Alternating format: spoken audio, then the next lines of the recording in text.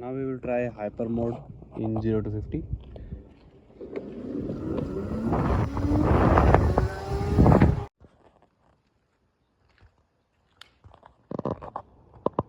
नमस्कार दोस्तों, आप सभी का स्वागत है। मेरा नाम है राहुल शर्मा। ये है ओला S1 Gen 3।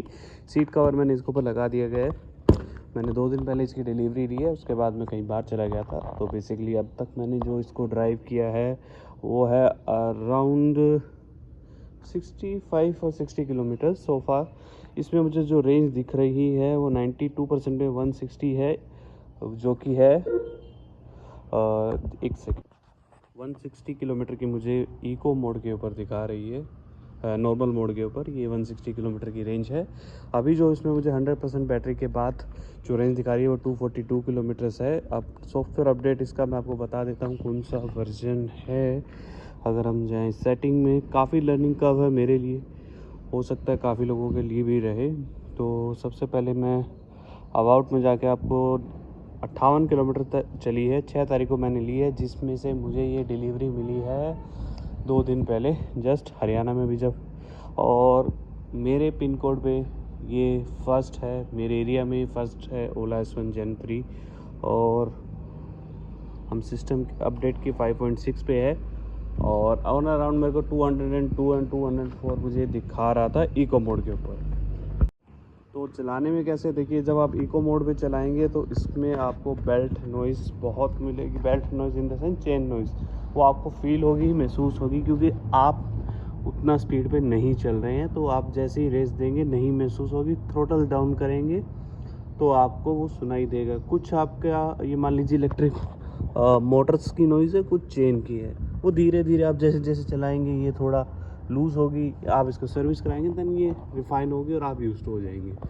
और इसमें मुझे अब तक ऐसा जो मुझे प्रतीत हो रहा है कि इसके दोनों स्पीकर चलते हैं, जो कि मैं भी थोड़ा हैरान था। मैंने वीडियोस वगैरह देखी, ये देखिए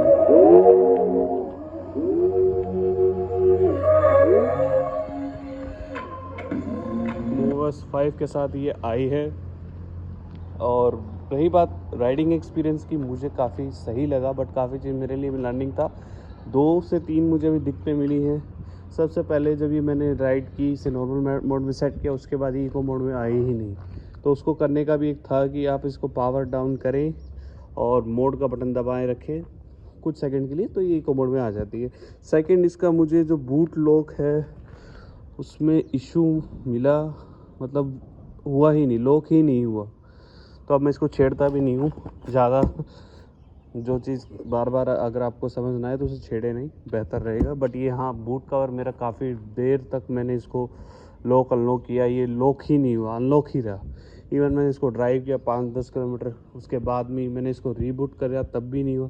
उसके बाद मैंने यहाँ पर स्क्रीन से इसको अनलॉक किया, लॉक किया 2 से 3 बार, उसके बाद ये हो गया इशू मेरा रिजॉल्व। और कुछ आपको देखिए कुछ ऐसी दिखती है, टायर साइज़ वगैरह सही है।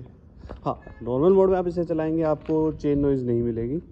और रही बात रीजन की, एडवांस रीजन के बारे में, तो रीजन काफ़ी अच्छा है। मैं 5 किलोमीटर मैंने राइड की थी डिलीवरी के बाद, उसमें 1 किलोमीटर इसने स्कूटर ने अपना रीजन मेरे को शो किया।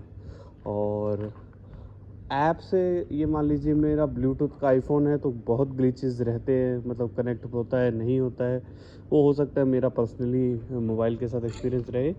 और प्रॉक्सिमिटी लॉक अनलॉक भी सेम इशू है मेरे साथ, नहीं काम कर रहा ठीक से। तो मैंने उसे छोड़ ही दिया अभी एक बार के लिए। जब मैं फ़ोन स्विच करूँगा तब देखेंगे इशूज़ रिजॉल्व होते हैं नहीं होते। बट मीनवाइल मेरा डेली कम्यूट 80 किलोमीटर्स का रहेगा। इसके साथ क्या मेरे को चैलेंजेस आ रहे हैं मैं आप सबके साथ ज़रूर शेयर करूंगा। तो आप इस वीडियो को लाइक्स कीजिए। आपने कब ऑर्डर किया, कब आपको डिलीवरी मिली है या मिलने वाली है, और क्या चीज़ें आपको ध्यान रखनी है अगर आप ख़रीद रहे हैं ओला की। सबसे पहले तो ये मैंने अभी इसको वॉश कराया, तो देखिए पानी, तो इसका भी मैंने कवर ऑर्डर किया है। बट इसके अंदर ये देखिए ये है, ये काफ़ी मैंने व्हीकल में देखा कि नहीं आ रहा, या मैंने वीडियोस में देखा कि नहीं आ रहा। बट इसमें ये आप क्या बोलेंगे, स्पंज टाइप है ये, तो ये बेहतर है। बट हाँ, थोड़ा रफ़ है, बट ठीक है, रफ़ है तो वो अटका रहेगा। ज़्यादा स्मूथ होता है तो सिस्टम वैसे ही ख़राब रहता है। और ये अभी तक तो इसमें नॉइज़ नहीं है, रैटलिंग स्ट्रॉन्ग है। और रही बात, एक चीज़ मैं ज़रूर आपको दिखाना चाहूँगा, इसको मैं लॉक करता हूँ एक second. This is eco mode.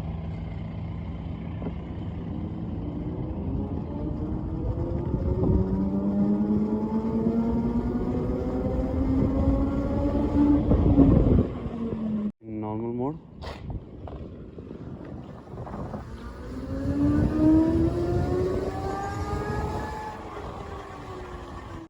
Sports mode,